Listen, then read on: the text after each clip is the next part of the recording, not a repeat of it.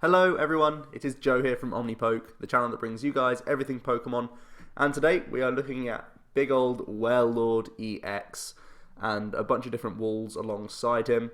The time has come for Wailord to once again reign supreme. We have Max Potion back and the format is looking pretty favourable for Wailord, and that was proven this weekend by David Rudhoff, who managed to win a regionals in France. I actually attended the regionals and unfortunately I didn't get to play him. I would have loved to have seen more of his deck in action, but him and I think one other player, Stefan Eriksson, they both finished Swiss with 5-1-1 records. Stefan unfortunately bubbled at 9th seed, but David went on to win the entire tournament with a deck that's very similar to this. I don't know the exact counts of everything, but I believe I'm pretty close, and I think I've got the counts of all the Pokemon relatively correct. So basically the idea is we're going to try and tank with whatever Pokemon we need for the situation. Wailord is, for the majority of the time, going to be our option because it does have 250 HP. It's not allowing me to full screen these Pokemon for some reason. It's just done an update, so it might be a bit clunky, but yeah, fortunately this deck doesn't have any attackers other than Lucario, I guess. So it really doesn't matter that we can't look at the stats on this guy, because the only thing that matters is the HP. Wailord does 250, so that's a whole bunch of HP, and we're basically going to try and tank a bunch of hits, use stuff like Rough Seas and Hammers to make it awkward for our opponent to one-hit KO this guy, and yeah, it's basically very difficult for almost everything in format right now to do so. So yeah, basically Big Daddy Wailord, he's going to sit there the entire game and soak up all these hits, and then basically run your opponent out of resources to the point where you can use something like Durant or Bunnelby to get rid of some excess cards in our opponent's hands and deck to finish them off, basically run them out of resources and win the game that way through fatigue. So for Wailord, he is our best starter in almost every matchup. The only real issues that we face are something like a Vespiquen, because Wailord does have grass weakness, so that's able to one-hit Wailord fairly convincingly. So that's the biggest thing we have to worry about. Pretty much everything else in format stays out of range, so we're pretty happy with Wailord just sat here doing tanking hits and using AZ and Cassius to remove that damage, as well as Max Potion being a huge card, of course. So yeah, just soak them up with Wailord and carry on each turn. Try and disrupt your opponent wherever you can. And yeah, that's basically the whole emphasis. But we do have other things in the deck, of course, for when just a Wailord isn't enough. So we are playing 2 Aegislash EX. He has the Mighty Shield ability, which is very handy for the Vespiquen matchup. You may think that something like this could also be good for something like Night March or other things that a lot of decks do play DC right now, but most of those things play Hex Maniac, whereas Vespiquen variants are for the most part, don't play Hex or play a very low Hex Maniac count because they just don't have the space. They're probably playing 25 plus Pokemon. Although they do play a low energy count, most of the time they don't make room for Hex Maniacs. So the idea is that Aegislash can soak up hits against Vespiquen when Wailord is absolutely useless. So hopefully we can take 0 damage from attacks. At the very least, he can force your opponent to use stuff like Sycamores, dig through their deck to find their Hex Maniacs. So Aegislash can be good to sort of accelerate the mill from our opponent's side, because they need to dig through their own deck to find Hex Maniac to actually overcome Aegislash. So sometimes you can sacrifice 2 prizes with an Aegislash just to force our opponent to dig through the deck. Sometimes that can be handy for us. So there we go, 2 Aegislash EX. He is the secondary wall, if you will, to Wailord to help out against mainly the Vespiquen matchup. But there's a whole bunch of different things, like even Toad. Like the amount of Hex Maniacs they're going to have to do just to get over 1 Aegislash EX is pretty much like an auto loss just from then on. So both Wailord and Aegislash have fantastic times at tanking against Toad. So that's probably one of our most favoured matchups of all the matchups that we're going to play against. So that's pretty brilliant. The third version of a wall Pokemon that we have just to sit in the active slot is going to be Giratina EX. One of the biggest issues for Wailord is actually Manectric EX, Mega Man, because we can't get rid of the energy from Mega Manectric, because of course the Turbo Bolt attack gets back 2 energy from the discard pile. So as long as they develop 2 Mega Manectrics, especially because they have free retreat, it's very difficult for us to get rid of the energy and stop getting hit in the face each turn. So we have to... there's no Lysandre targets. We can't just continue to Flare Grunt because they can just free retreat into a new one and attach that energy straight back. And it's going to be very difficult for us to get rid of all of their cards in deck when they can hit us for 110 each turn. We'll probably run out of resources before they will. We need the Giratina to sort of tip the scales back in our favour, because even if they are using Hex Maniac, they're only doing 110 damage on the turn that they use the Hex through Turbo Bolt. So they're never going to one-hit Giratina, and that's pretty perfect for us, so that we can then just use the Cassius, the AZ, the Max Potion loop, all on Giratina, so that the Mega Manectric is pretty much stuck and is out of options against us, which is pretty cool. So we need Giratina for the Mega Manectric matchup. We can sit with Wailords for a while, but for the sort of long game approach, we definitely want to have one Giratina EX in here, so it's pretty important. Next up, we have a couple one-ofs and this cheeky 2-of Durant. I wish I could pick up the Durant, but it's not letting me select it. I don't know if you can hear that frantic clicking. But Chip Off is the attack that we use. It's for a single colourless energy, and at random, we force our opponent to reduce their hand size to 4 cards. So this is like the modern day version of the Hue supporter that we saw back in the Nationals builds of Wailord, where most people will try and play around Wailord by just draw passing until they get the right resources to get KOs.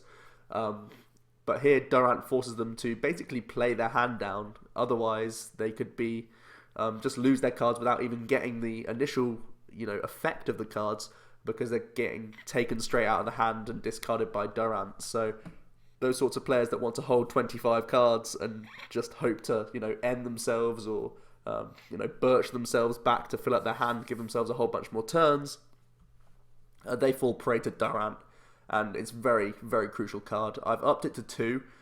This could have been a one-of in David's list. I'm not too certain. This is probably one of the things I'm most unsure about. But I feel like it's such an important card that if Durant is prized, you are very, very sad, because it does give your opponent the option to play around you. So I feel like having a 2 count of Durant is probably correct, because it's such a powerful effect. So that's one of the reasons why you can see a couple of energy down here for that Durant attack. Another reason is because we have a Lucario EX, and no, he's not a wall, he's not a thing for Mega Manectric. He's actually a thing to deal with Bunnelby, the other card that we're playing over here. For a single fighting, we can do 30 with Missile Jab and hit for weakness on Bunnelby.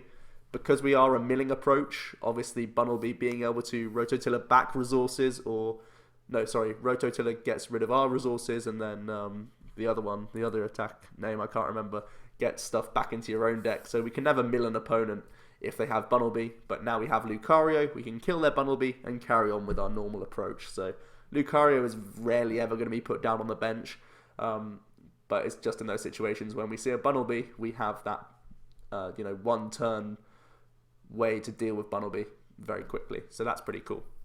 We are playing a Bunnelby of our own. It makes a lot of sense because we're trying to mill our opponents, so this can be an extra aggressive mill if they're choosing not to do anything, basically. We can put a bit more pressure on with a Bunnelby attachment and start using Rototiller to get the top cards out of their deck, so that can be kind of handy. Additionally, we can get back things like Max Potions. These are probably great targets for Bunnelby, because these are some of the most important cards in the deck, so Bunnelby can recover good items, again, force your opponent to do things. If we've Lysandred up a target that they're just choosing not to move and try and power up something on the bench, we can put a lot more pressure on with Bunnelby. For them to actually dig through their own deck. Otherwise, we're just going to mill random cards, basically, and that could be worrying. If they're trying to pull off a wombo combo, basically, we can get rid of, VS Seekers just by chance and really ruin their approach. So our final Pokemon is going to be Dedenne. Dedenne offers 2 very good attacks. The first one, Entrainment, allows us to search our deck for 2 Pokemon and put them onto our bench. Very handy. One of the ways that Wailord can lose is if we just start with something like a low HP Dedenne or Durant or Bunnelby, and then we just bench because we've not been able to hit something like Fang Club. So Dedenne, although it's a bad starter, if we're going second, we can use Entrainment and get Pokemon onto the bench that way, so it's not so bad. So that's a pretty handy thing. But the second reason is because of his second attack, Energy Short, which does 20 times the amount of energy attached to the opponent's active Pokemon. And this is the big Yveltal EX counter, because one way that we can actually lose games is against Yveltal EX if they have managed to stack on, 7, 8, 9 energy onto themselves and do a massive Evil Ball to deal with Wailord. We could just lose 6 prizes then and there, so we need the Bunnelby, so that if they do go for that approach, we can drop Dedenne, attach an energy short, get rid of all those energies, and they're pretty much back to square one. They probably have to spend 4, 5, 6 turns using Oblivion Wing once again, and we really don't mind that because of Hard Charm and Rough Seas combinations. It's basically 10 turns that we've gained by using Dedenne, so very fantastic, sets our opponent back if they are going for that approach as the Yveltal player. So pretty simple stuff. The Pokemon all really do serve specific functions in the deck, so you can see we have one-off counts. It's kind of worrying if you were to prize some of these in certain situations, but I think we have 2 counts of the most important ones, Durant and Aegislash, and a full 4 of the Wails, so I'm pretty happy with it. Onto items, pretty simple stuff. 4 Crushing Hammer, it's fantastic. Part of the approach is to stop our opponents attacking altogether. Crushing Hammer fits the bill very nicely. We are playing 4 Max Potion. It's a full heal for Wailord. We're never going to have energy onto him or any of the other walls, Aegislash or Giratina. We can just fully heal them. No questions asked. Very cool. VS Seeker respamming the supporters that we need. 4 AZ, 4 Cassius. They pretty much serve the same function. AZ is probably the stronger of the 2 because we get to put it straight back into the hand, so that we can immediately re-bench it. By playing Cassius, it means we already just need to have other walls to be put on the bench, and it's kind of awkward if we're using Giratina, because it goes back into the deck and we have to search it back out for certain matchups, whereas AZ is much more handy for these sort of 1 and 2 of walls that we play, because we get them straight back to the hand to replay them, because if they were in the active position, it's more than likely that we want them to be in the active for the majority of the game, so using AZ gives us more immediate access than Cassius would. But Cassius does mean that we get to recover Hard Charms as well, so it's a bit of both are handy in certain situations. 2 Lysandre. Lysandre stall is fantastic, of course. Anything chunky that our opponent plays on the bench, we want to force them to hit AZs, get them through float stones or whatever else, force them to dig through their deck to get this chunky thing out of the way. We are playing for Fan Club. Like I was saying earlier with the Den's attack, we want to have a lot of outs to get into our Pokemon early, because benching is never fun. We don't play that many Pokemon, although they are all basics. It's only 12. There are times with so few powerful draw supporters, like Shauna is our only draw supporter. We can miss Pokemon if they're just not in our opening hand, so we need to have a full 4 count of Fan Club, in my opinion, to make sure that we don't bench ourselves out in the opening turns. We are playing for Shauna. It's a very weak supporter card, but that's pretty much the emphasis of the deck. You want to shuffle rather than discard a draw, because we are trying to mill our opponent, and if we use things like Sycamore, not only do we get rid of important resources, because the whole deck is resources basically, we also put ourselves on a bit more of a clock because we've just dumped cards and drawn up to 7, whereas Shauna, we're shuffling them all back in, we're getting all those cards that were in hand back into the deck. It's kind of weak if you are really digging for something. If you really need to hit something like a Max Potion or a Crushing Hammer, it's a lot weaker, because all of those cards that you did have that are not Max Potions go back into the deck and you have a chance of redrawing them, etc. But it's the way to refresh your hand without discarding, so it's pretty nice. We do need 1 Skyla in here. Skyla's a fantastic one-of that can work off of VS Seeker because it can grab us anything that we need. It can get us a supporter for the following turns. It can get us Max Potion if we need it immediately. Even stuff like Rough Seas can sometimes be important enough to get out straight away, so Skyla's good for that. As a cheeky one-of, there's not many opportunities where you just need to Skyla for something, but at the same time there can be quite a few of those situations. Basically digging for Max Potion, Skyla can help us do that. Steven is another card that I really like as a one-of in here, because we are only playing 2 energy. Although oftentimes we do get value from these energy, we want to have searchability, and instead of playing something clunky like a Professor's Letter, we want to have Steven that we can just throw into the discard pile whenever we want, really, just play it early or whatever, and then we have access to our 2 energy at any point when we need to use our attacks, so that's pretty handy to us. Also, it can help search out supporters as well in the same search, so it's going to help us in the following turns and really keep us in a healthy state of our hand, which is fantastic. 4 Flare Grunt and 2 Xerosic for a bit of energy discard. Flare Grunt obviously the more powerful because it gets rid of basic energy as well. Xerosic can only target specials, but it's not limited to special energy. It can of course get tools.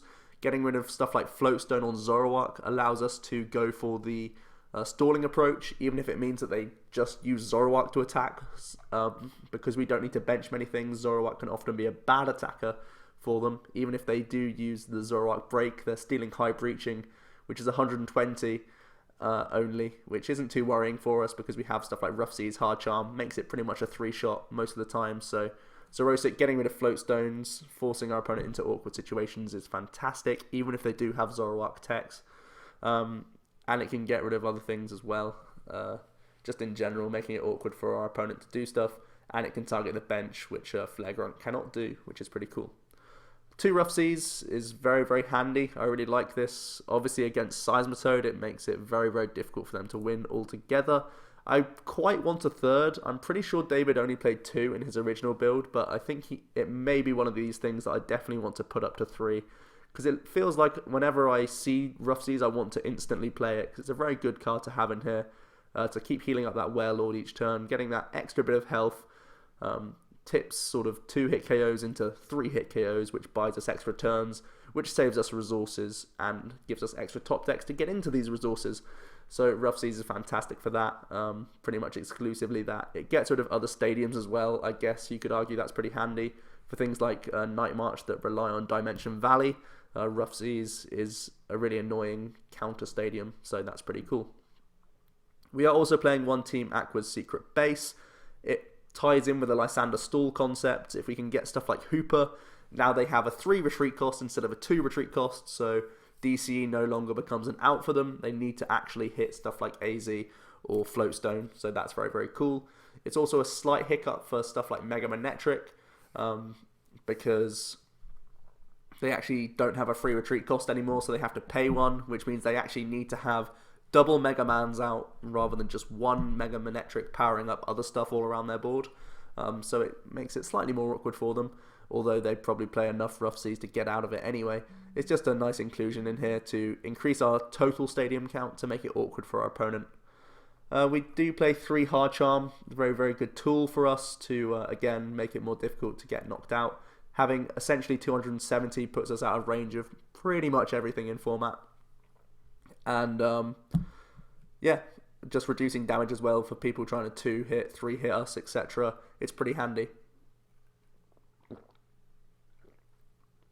Finally, we have 2 Headringer. Headringer is pretty nice for slowing down things like Seismitoad, so we can actually get Crushing Hammers off, we can get Max Potions going. We have an extra turn to find stuff like Hard Charm. That can be very helpful to us. Additionally, it's going to stop Shaman Loop. One massive thing that people are going to try and do against Wailord is Shaman Loop.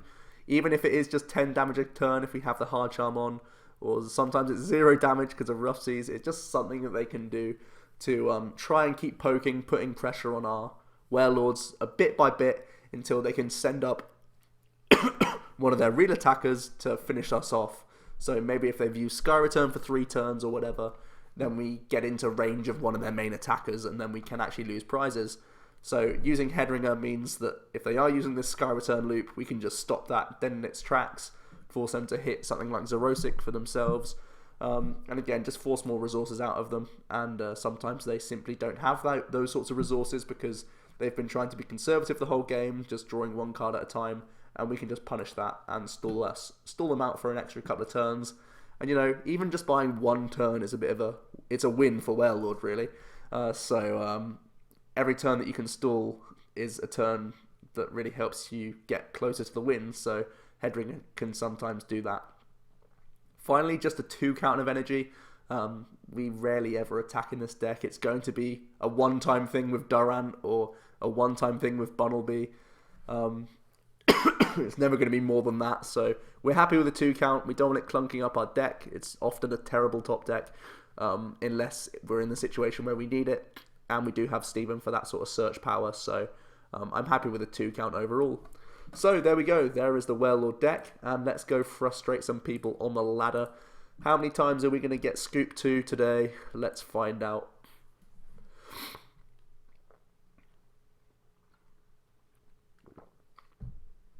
So we have a game against Uncle Munkle. And he's calling the coin flip. And we win the coin flip. Interestingly enough, if you're in a Wailord mirror match, you want to choose to go second so that they get the extra top deck first. Not that it's that relevant, but there you go. We'll start Wailord, of course. And we're up against Night March, and this is a very easy matchup for us. Nothing too scary. We're pretty happy with that hand. And we'll see what our opponent's going to do here. There's a DCE for Pumpkaboo, there's an Acrobike, and there's nothing really Night March can do. They have to just do their own approach and see if it can pay off for them. We see a couple of Acrobikes early into a Battle Compressor.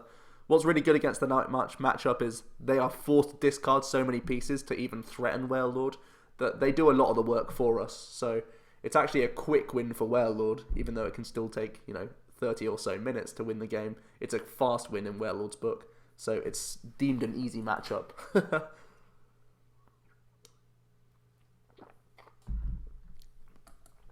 The only real worry is if we start seeing Vespiquen pieces.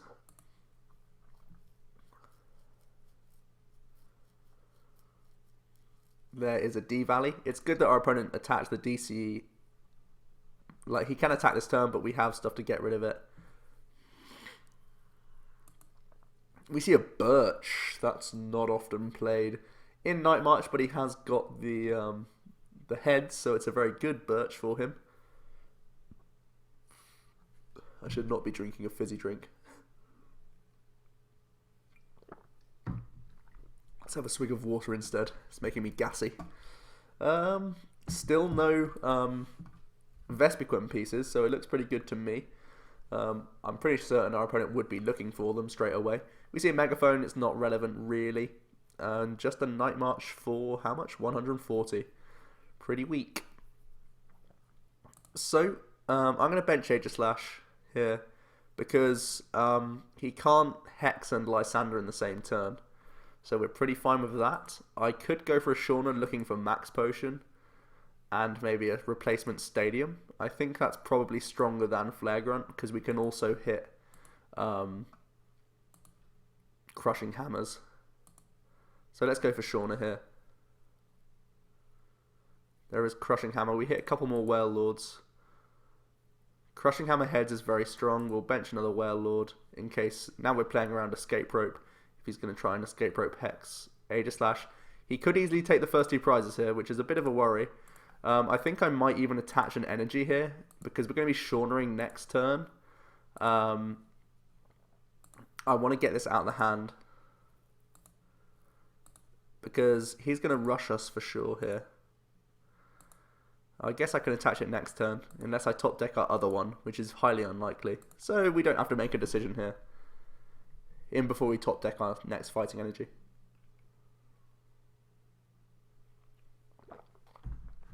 Aha, we see double puzzles. Or do we see single puzzle?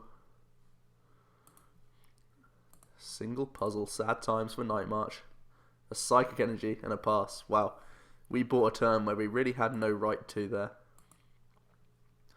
So I'm going to bench Wailord, attach an Energy, and just go for the Shauna.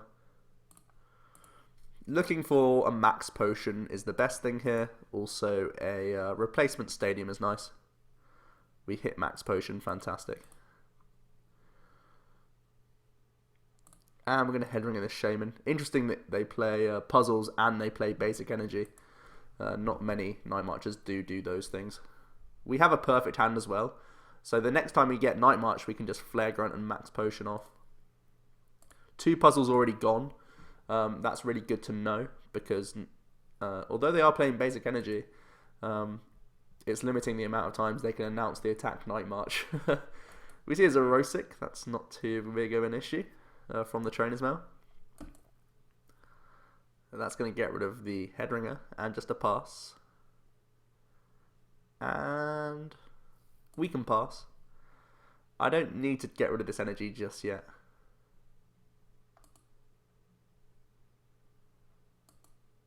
Aha, Sycamore. I think he will be playing it here. Yeah. Gets rid of Escape Rope and Enhanced Hammer. See if Fighting Fury Belt will get attached. It's very irrelevant. He probably shouldn't have attached it if he does have Birch in the deck. He could buy himself an extra turn by not playing it. But we see DCE. That's his second played now. Bear in mind we have to probably get through 6 if he keeps his other 2 puzzles. But we can definitely deal with it next turn, which is good.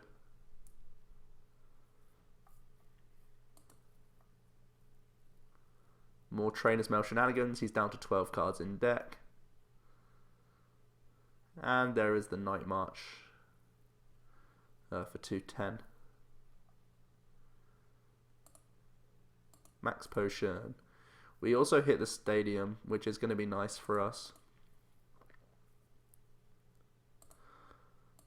And we're going to Flare Grunt, of course. And we can pass it over. The reason I hold this Crushing is because the DCs are way more important to get rid of than just a Psychic Energy, right? So here we're probably going to see double puzzle.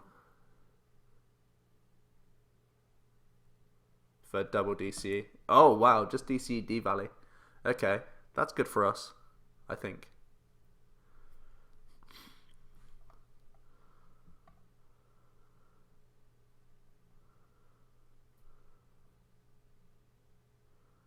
See another Wailord. Let's go for Crushing Hammer.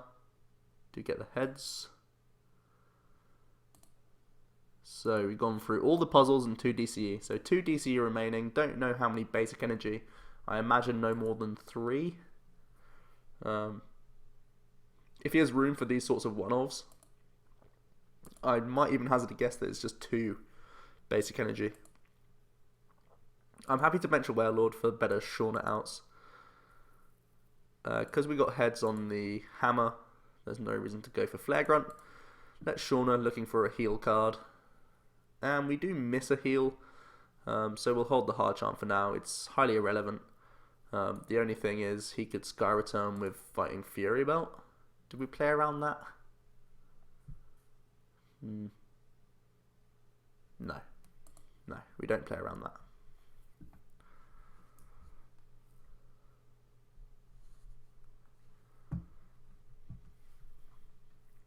So our hand is looking pretty good. AZ vs Ika for AZ is a few plays that we have for the next few turns. And he's only down to 10 cards left. We see a Hex of all things. We're not concerned by that at all. Look at these big daddy Wailords. Are we going to see a Night March? No. Wow. That's just dirty that we survived that.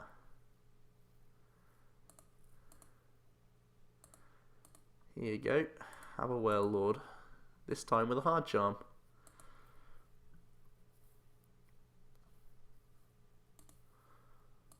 There's DC number 3. And because he passed last turn, it means he probably top decked this. Which means he probably doesn't have another energy. Which means I'm happy doing this. Because he's still taken 0 prizes. So even if he does top deck his last DCE, take 2, we can just Flare Grunt and hopefully win from there.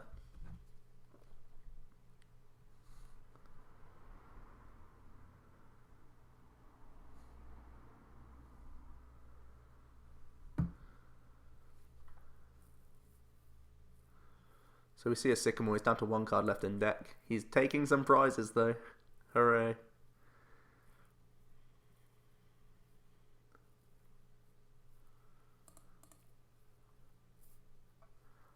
And it's time to use Flare Grunt. If only we had Bunnelby.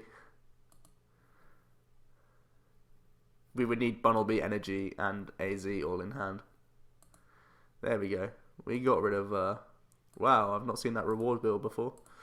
There you go. We beat Night March, as we really should do. So, as you can see, it's not all that it's cut out to be, because oftentimes hands are pretty clunky. It was pretty shaky there, but we only conceded 2 prizes over the entire game, so pretty handy stuff from Wailord. And if you're expecting Seismitoad and Night March to continue to do well, Wailord's probably a very strong pick. So hope you enjoyed this video. It's been Joe from OmniPoke, and I will see you guys next time.